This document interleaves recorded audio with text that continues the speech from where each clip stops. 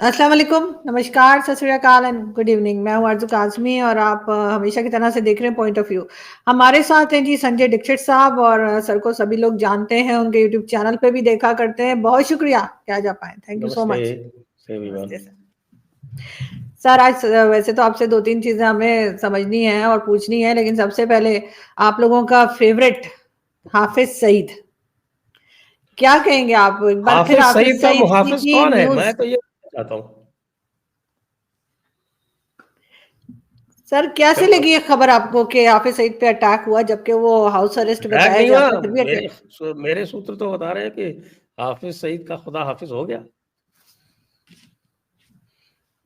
हमारे तक तो सर अभी ये खबर नहीं आई है।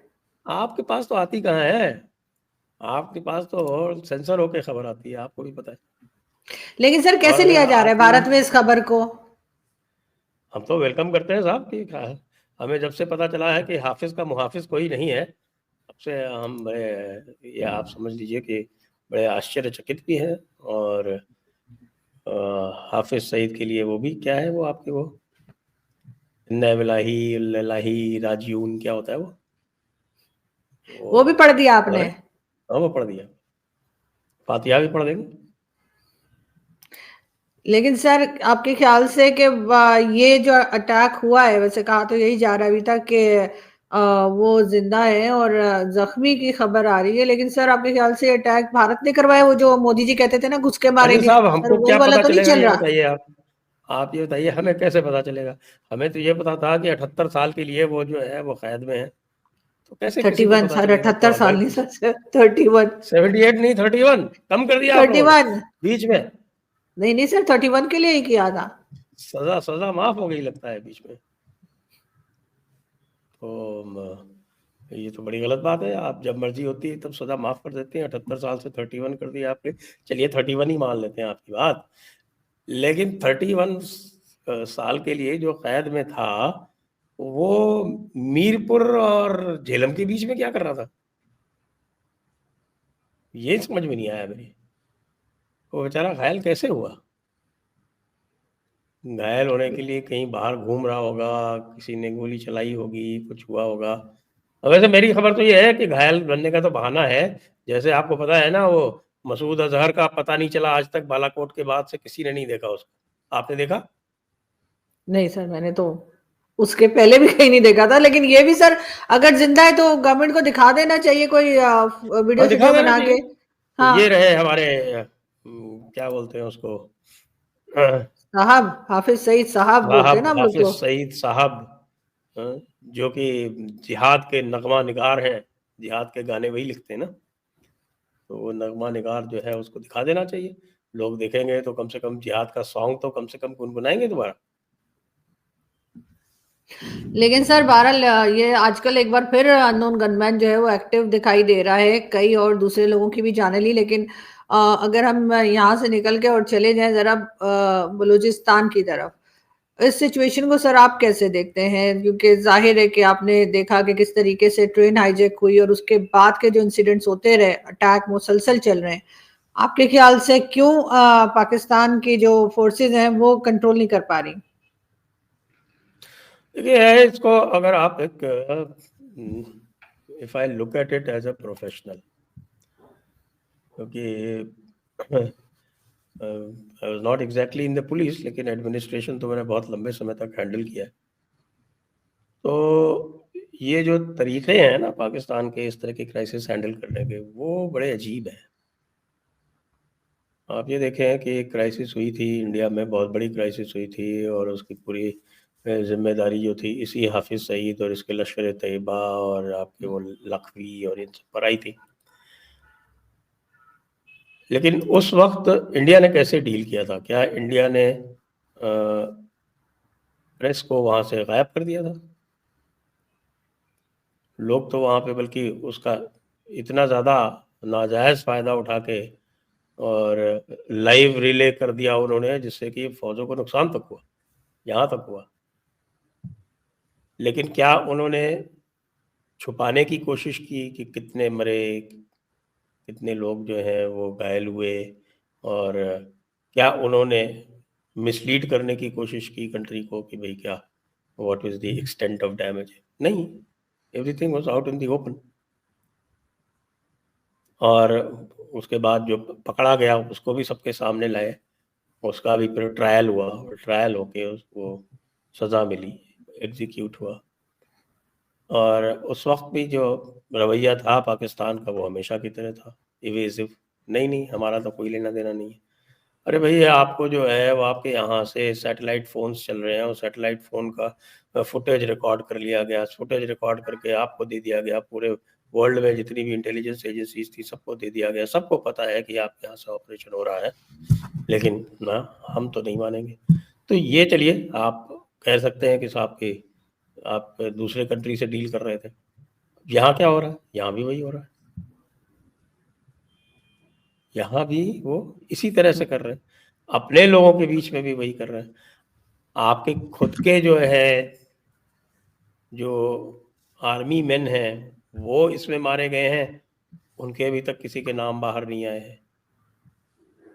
क्या उन्होंने हॉस्टेजेस लिए, क्या उन्होंने हॉस्टेजेस मारे? Nothing is clear. जब there is nothing is clear, तो नेचुरली जो क्रेडिबिलिटी है पूरे इस्टेब्लिशमेंट की, वो तो पहले ही शक के दायरे में है, अब और भी ज़्यादा पुख्ता हो गई कि साहब ये तो बिल्कुल झूठ ही झूठ बोलेंगे, कभी सच बोलेंगे ही नहीं। तो I think this is not a professional way to deal with any crisis. ये तो बहुत ही गलत ढंग की एक तौर तरीका है ये। That is my initial reaction. बाकी आप जो पूछेंगे मैं बताऊँगा। लेकिन सर यहाँ पर जो डीजीआईएसपीआर की प्रेस कॉन्फ्रेंस थी, उन्होंने कहा कि जी इंटेलिजेंस फेलियर नहीं था। लोग पता नहीं इंडियन मीडिया पे इंटेलिजेंस फेलियर क्यों कह रहे हैं, इंडियन मीडिया जो है वो प्रोपेगेंडा कर रहा है, और इस किस्म की बातें की गई।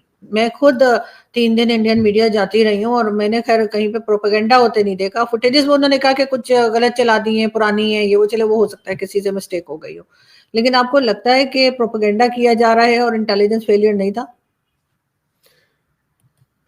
अगर इंटेलिजेंस फेलियर नहीं था तो वाकया कैसे हुआ? पॉइंट नंबर 1, वाकया हुआ, ये तो माना कम से कम, at least this much they have admitted कि भाई वाकया हुआ।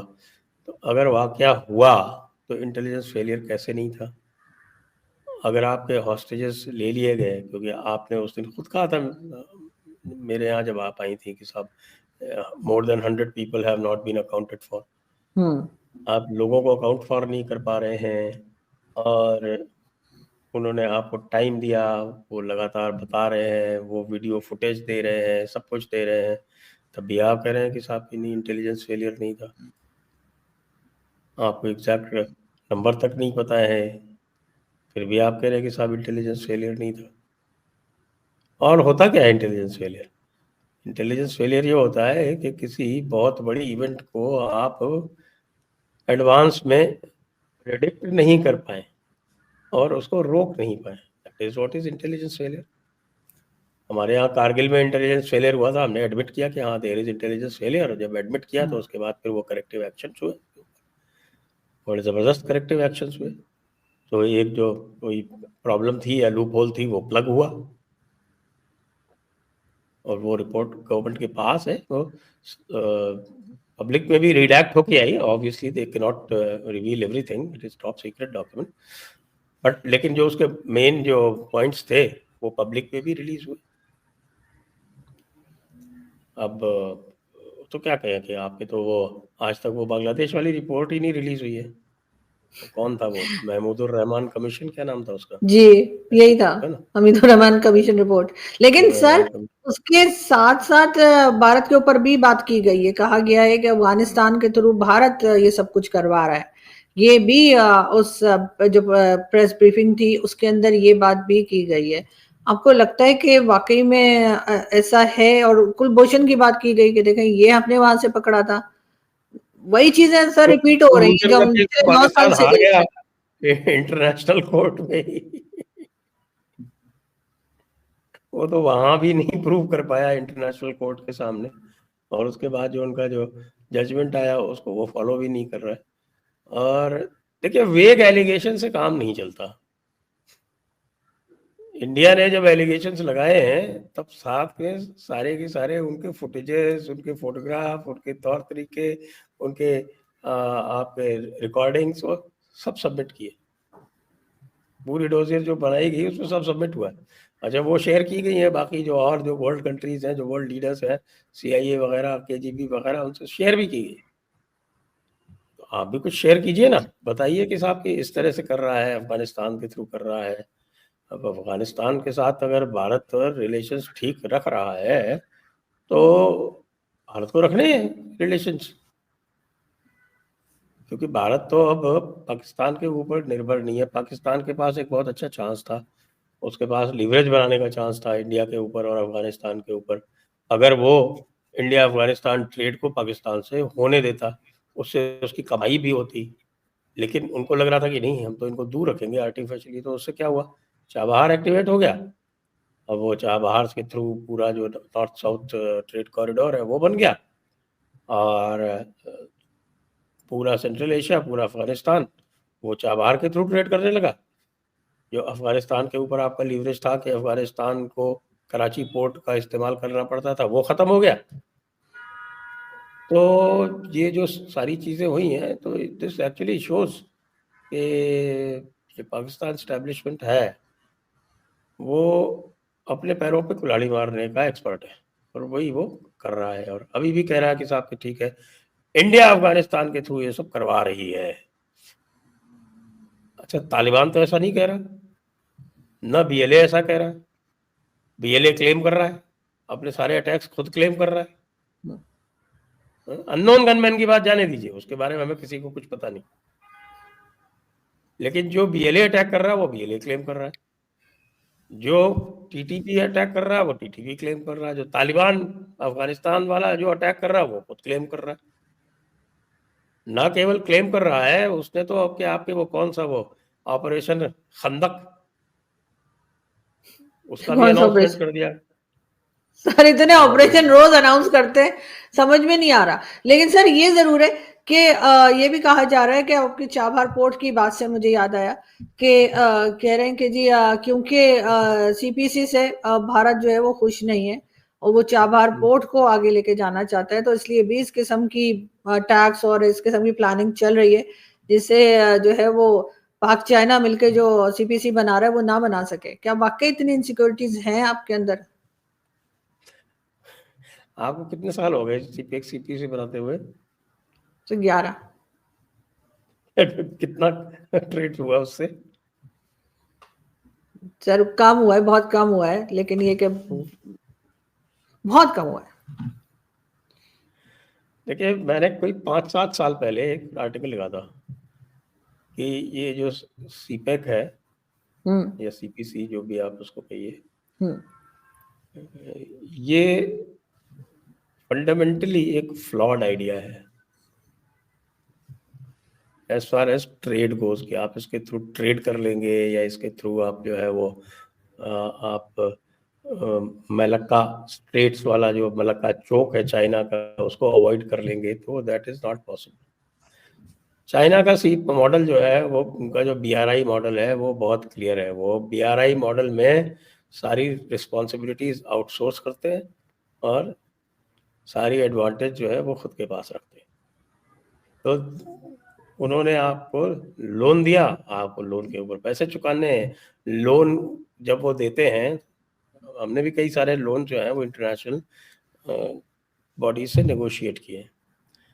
तो जब इंटरनेशनल बॉडीज लोन देती हैं, एक तो वो बहुत कंसेशनल लोन देती हैं। जो वर्ल्ड बैंक लोन्स जो हैं वो 0.3 0.4% ये उनका रेट रहता है, और कोई अगर बहुत ज़्यादा भी रेट होता है तो 1% से ज़्यादा इनका कभी रेट होता नहीं। और उस लोन को नेगोशिएट करने में वो जो पूरी जो एनालिसिस करते हैं और रेट ऑफ रिटर्न निकालते हैं, और रेट ऑफ रिटर्न में भी इकोनॉमिक रिटर्न निकालते हैं, वो उसमें एनवायरमेंटल डैमेज भी देखते हैं, वो सारी चीज़ें उसमें देखते हैं। तो बहुत लंबी चौड़ी एक्सरसाइज होती है, और अगर अनवायबल होता है प्रोजेक्ट तो फिर उसको फंड नहीं करते। इंडिया में तो बहुत सारे प्रोजेक्ट्स जो हैं वो वायबल थे, और इंडिया ने तो इनको कह दिया था 2010 के आसपास ही, मतलब हम मोदी जी के पहले ही कह दिया था, मनमोहन गवर्नमेंट ने, कि हमें आपसे अब लोन नहीं चाहिए। तो ये वर्ल्ड बैंक वाले जो हैं वो मुझको खुद कहा है ना, I was in loan negotiation, एक एजुकेशन लोन के नेगोशिएशन की बात कर रहा हूँ मैं, दिस इज 2002। तो जब ये लोग ज़्यादा कुछ अपनी लगाने की कोशिश करते थे तो हम वहाँ से उठ खड़े होते थे, हम कहते थे हमें नहीं चाहिए लोन, और वाकई हमें नहीं चाहिए था। तो वर्ल्ड बैंक वाले हमको ऑलमोस्ट बेग करते थे, कहते कि नहीं नहीं नहीं नहीं लोन हम आपका जो आप कहते हैं हम मान लेंगे, आप तो लोन को इनकार मत कीजिए। हमने साइड में उनसे पूछा कि भाई क्या है, व्हाट इज द डेस्परेशन। तो उन्होंने कहा कि अगर इंडिया और चाइना लोन लेना बंद कर देगा तो वर्ल्ड बैंक बंद हो जाएगा। After all they are bankers. पैसे अगर ब्याज पे नहीं चढ़ाएंगे तो कैसे चलेंगे। बिल्कुल। भले ही उनको कैपिटल मिलती हो यूएस से, यहाँ से वहाँ से, बहुत सारे लोग जो हैं वो उनके कैपिटलाइजेशन करते हैं। तो चाइना जो लोन देता है वो देखता ही नहीं है कि भैया प्रोजेक्ट वायबल है या नहीं है। तो क्या भैया ये लो 4% 5% हमें चाहिए, तुम्हारा गारंटीज चाहिए, गारंटीज में सारे जितने भी इस लोन का ऑपरेशन जो भी इसके जितने भी सप्लायर्स होंगे वो सब चाइनीज होंगे, वर्कर्स होंगे सब चाइनीज होंगे, और उसके बाद भी लोग उस लोन को एक्सेप्ट कर लेते हैं। I am surprised. तो वर्ल्ड बैंक का 1% वाला लोन जो है वो एक्सेप्ट नहीं करते थे, हाथ पैर जोड़ते थे हमारे। तो दैट मीन्स जो लोग हैं वो they are not concerned about the welfare of Pakistan. उनको इस बात से बस, अब सीपेक का मुझे याद है 3-4 साल पहले क्या हल्ला था साहब, अरे भारत जलता है सीपेक से और हम जो है वो भारत को पीछे छोड़ देंगे। याद है ना इमरान खान के टाइम पे क्या होता, बहुत। हम ये कर देंगे, हम वो कर देंगे। हाँ, उसके उसके पहले नवाज शरीफ के टाइम पे तो और भी हल्ला था। बस अब तो सीपेक हो गया है, अब तो पाकिस्तान सोने की चिड़िया बन जाएगा, पता नहीं क्या क्या बन जाएगा। उसी टाइम मैंने वो आर्टिकल लिखा था कि ये जो है इनहेरेंटली फ्लॉड और अनवायबल है। अब आप ये देखो, आप 18% रिटर्न आप दे रहे हो किसके ऊपर, आपके पावर स्टेशन के ऊपर, बिजली की सर क्या परियोजना हुआ है पावर सही ये प्लान नहीं कर पाए, पॉलिसीज ठीक नहीं थी, इनको समझ नहीं आई, आखिर इतने ब्लंडर इन्होंने किए क्यों है। मैं क्या कह सकता हूँ इसमें कि ब्लंडर क्यों किया, क्योंकि ये ब्लंडर तो ये शुरू से करते आए हैं। हर हर क्षेत्र में कोई भी आप देख लीजिए, जो अगर आप इकोनॉमिक स्फीयर कोई भी ले लीजिए, हर एक में किए, किसमें नहीं किए। एग्रीकल्चर में किए हैं आप, एग्रीकल्चर प्रोडक्शन मतलब बेसिकली पाकिस्तान जो था, जब जो हिस्सा पाकिस्तान का जो दिया गया था अंग्रेजों द्वारा, पाकिस्तान को जो दिया गया था वो that was the richest area. Undivided India का जो रिचेस्ट एरिया था वो पाकिस्तान को मिला था, वेस्ट पाकिस्तान को। और उसका क्या किया आप लोगों ने, आप देख लीजिए। अल्लाह करते हैं कि साहब की रावी से पानी बंद हो गया, रावी से तो पानी अल्टीमेटली बंद होना ही था क्योंकि इंडस वाटर ट्रीटी में 100% भारत के पास था। अब वो 1100 1200 कोई 1245 या little more than 1000 cusecs, 1000 cusecs कुछ भी नहीं होता।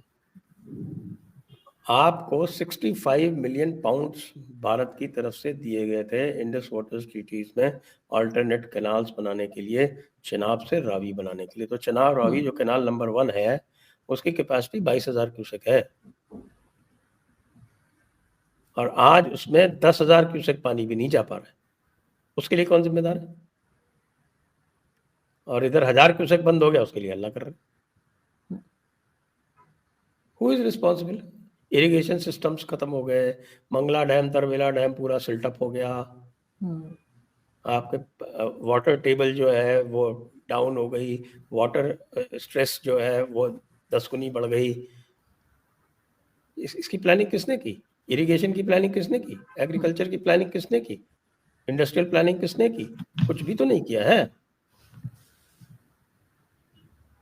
अब वो बस मिलिट्री डिक्टेटर्स अगर यही करेंगे तो मिलिट्री डिक्टेटर्स जो करेंगे तो मिलिट्री डिक्टेटर्स इसी तरह से करेंगे। अब आके बना लिया कि साहब कि नहीं हमें तो केवल भारत से दुश्मनी निभानी है। वही लेके चलते रहे और इसीलिए आज कंट्री का ये भारत से हाल है। दुश्मनी निभानी है भाई, दुश्मनी भी निभानी है, उसके लिए खुद तो मजबूत होना पड़ेगा ना, अगर दुश्मनी भी किसी से निभानी है। लेकिन सर दुश्मनी करनी ही क्यों है, मुझे तो ये समझ नहीं आ रही, इतने साल हो गए अभी वो तक तो ये दुश्मनी में ही वो पड़े वो हुए हैं। वो आपको मौलाना साहब से पूछना पड़ेगा कि इतनी बड़ी किताब में लिखा हुआ है कि यहूद और हनूद जो है वो दुश्मन है। लेकिन सर अगर हम बात करें पीएम मोदी की, उनका एक इंटरव्यू आजकल बड़ा वायरल है और मजे की बात यह है कि पाकिस्तान की जो मेन स्ट्रीम मीडिया है उस पर भी उसका बहुत ज्यादा जिक्र हो रहा है, बहुत चर्चा है उसकी। और उसमें उन्होंने पाकिस्तान की भी बात की है और उसमें उन्होंने ये भी कहा है कि मैं पाकिस्तान अमन का पैगाम लेकर गया था और साथ उन्होंने ये भी कहा कि पाकिस्तान की पब्लिक जो है वो जो है वो लड़ाई झगड़ा नहीं चाहती और कई बातें उन्होंने की। क्या आपको लगता है कि कुछ बेहतरी आएगी रिलेशंस में, इसलिए कि मोदी जी की इस इंटरव्यू को बहुत पाकिस्तान में बहुत पॉजिटिव तरीके से लिया जा रहा है और बहुत तारीफें हो रही है मोदी जी की, सही जिसे कहते हैं ना वाह वाह हुई भी है। देखिए पाकिस्तान में पब्लिक ओपिनियन कभी मैटर किया नहीं, आप भी जानती। लेकिन सर एक सॉरी आपकी बात पाकिस्तान काट को रही हूँ, एक सेकंड सर, सॉरी आपकी बात काट रही हूँ सर, लेकिन अगर मेन स्ट्रीम मीडिया पर ये बात की जा रही है, दिखाया जा रहा है, तो इसका मतलब है कि परमिशन मिली है कहीं से पिंडी से, तभी ऐसा हो पा रहा है, वरना मेन स्ट्रीम मीडिया तारीफें नहीं कर सकता था। तो देखिए मेन अगर पब्लिक की अगर चलेगी तो पब्लिक की चलेगी तो तभी चलेगी जबकि पॉलिटिकल पार्टीज ऑटोनमस होंगी या पॉलिटिकल पार्टीज कुछ करने की स्थिति में होंगी। पॉलिटिकल पार्टीज तो आपके यहाँ कुछ करने की स्थिति में है नहीं, जो कुछ करना है वो आर्मी को करना है। वो जो कहा ना कि क्या वो अल्लाह आर्मी इन अमेरिका, तो वो अल्लाह आर्मी और अमेरिका पाकिस्तान को चलाता है, उसमें तो कोई चेंज आया नहीं है। जब तक उसमें कोई चेंज नहीं आएगा तब तक मुझे नहीं लगता कि मोदी जी कभी भी जो ये पाकिस्तान का इस्टेब्लिशमेंट है, मोदी जी क्या कोई भी ये पाकिस्तान के इस्टेब्लिशमेंट पे ट्रस्ट कर ही नहीं सकते। जब से इन्होंने अटल जी को धोखा दिया, अटल जी का इतना ऑनेस्ट वो इनिशिएटिव था, उनको जब से धोखा दिया तब से वो that thing is completely out the window. वो ब्रीच हो गया, वो घड़ा टूट गया। वो टूटे हुए घड़े को तो जोड़ोगे कैसे? सर नया घड़ा खरीद लेंगे। नया घड़ा तो तब आएगा ना जब वो पुराने घड़े वाला जो है वो जाएगा। पुराने घड़े वाला कहीं जा नहीं रहा, आर्मी कहीं जा नहीं रही, अब पुराना घड़ा तो आर्मी है, अब पुराना घड़ा टूट गया। घड़ा घड़ा तो जोड़ा नहीं जा सकता सर, नया ही। इमरान खान को आप आने नहीं देते, नए घड़े को जो है। सर जिस वक्त इमरान खान प्राइम मिनिस्टर थे आप लोग इतनी बुराइयां करते थे सर, आप लोग उनकी। सर इमरान खान जब प्राइम मिनिस्टर थे मैं तो तब नहीं तो आपको करता था, बहुत मैं बुरे तो लगते थे बहुत आप खुश लोगों था। को। मैं ये कहता था कि इमरान खान से अच्छा आदमी जो है वो भारत के लिए कोई भी नहीं है, क्योंकि ये पाकिस्तान को बिल्कुल खत्म कर देगा। तो आप लोगों ने कहा कि भाई हम उससे अच्छा खत्म करेंगे, तो उसको अंदर जेल में डाल के खुद लग गए कि साहब कि नहीं नहीं हम जो है उससे भी अच्छा खत्म कर लेंगे पाकिस्तान। इस वक्त की गवर्नमेंट ऐसे आपको करते हैं ना इमरान जैसे खान की आपने गवर्नमेंट से भी बुरी अभी लग रही है चैंपियंस आप? ट्रॉफी होल्ड की। हाँ बिल्कुल। चैंपियंस ट्रॉफी होल्ड की और उसमें कह रहे हैं कुछ 700-750 करोड़ का नुकसान खा लिया। तो ऐसा काम तो पाकिस्तान ही कर सकता है। हमारे यहाँ तो चैंपियंस ट्रॉफी होती है तो हजारों करोड़ का फायदा हो जाता है, हमें वैसे ही हजारों करोड़ का फायदा हो गया। लेकिन सर आपको लगता है कि जिस वक्त की गवर्नमेंट है वो इमरान खान की गवर्नमेंट से भी कहीं गुजरी है, ऐसा आपको लग रहा है? हमें तो ये बताया गया था कि ये इमरान खान से बहुत बेहतर है। अब आपको बताया गया था तो आप थोड़ा उसका वो भी कर रहे हैं ना, क्या बोलते हैं वो, क्रिटिकल एनालिसिस। किस तरह से बेहतर है? क्या इन्फ्लेशन कम हो गया? क्या आपकी सिक्योरिटी सिचुएशन इंप्रूव हो गई? भाई पैरामीटर्स बना लेना। क्या इकोनॉमिक सिचुएशन इंप्रूव हो गई? क्या सिक्योरिटी सिचुएशन इंप्रूव हो गई? क्या इंटरनेशनल रिलेशंस इंप्रूव हो गए? क्या इंटरनेशनल स्टैंडिंग इंप्रूव हो गई? इनमें से इन पैरामीटर्स पे, 4 पैरामीटर्स पे ही तय कर ले। क्या एग्रीकल्चर प्रोडक्शन अप हो गया? क्या इंडस्ट्रियल प्रोडक्शन अप हो गया? कुछ भी तो नहीं हुआ, तो नीचे नीचे जा रही है हर चीज। सिक्योरिटी सिचुएशन आप देख ही रही हैं। हाँ सर सिक्योरिटी सिचुएशन तो खैर इस वक्त बहुत ही खराब चल रही है, लेकिन सर अगर हम आगे की तरफ चलें और हम देखें चाइना को, और चाइना जो है वो कहा ये जा रहा है कि भारत और अमेरिका के जो एक रिलेशन आगे की तरफ जाता हुआ दिखाई दे रहा है, उससे यकीनन चाइना परेशान होगा। आपको लगता है क्या वाकई ऐसा है, या आपको लगता है नहीं चाइना एक मजबूत कंट्री है, बहुत स्ट्रांग कंट्री है, उसे कोई फर्क नहीं पड़ता कि भारत किसी से भी बात करे? मुझे नहीं लगता है। देखिए, अब इंडिया चाइना मैच्योर कंट्रीज है। हम्म। आपको पता है कि इंडिया और चाइना का कॉन्फ्लिक्ट बहुत पुराना है। उस इंडिया और चाइना के कॉन्फ्लिक्ट के बाद भी $100 बिलियन से ऊपर का उनका ट्रेड चलता है। वो इसलिए है क्योंकि उन्होंने इश्यूज को रिंग फेंस कर रखा है कि भाई ये मामले अलग, और ट्रेड और कॉमर्स और बाकी जो चीज़ें हैं वो अलग।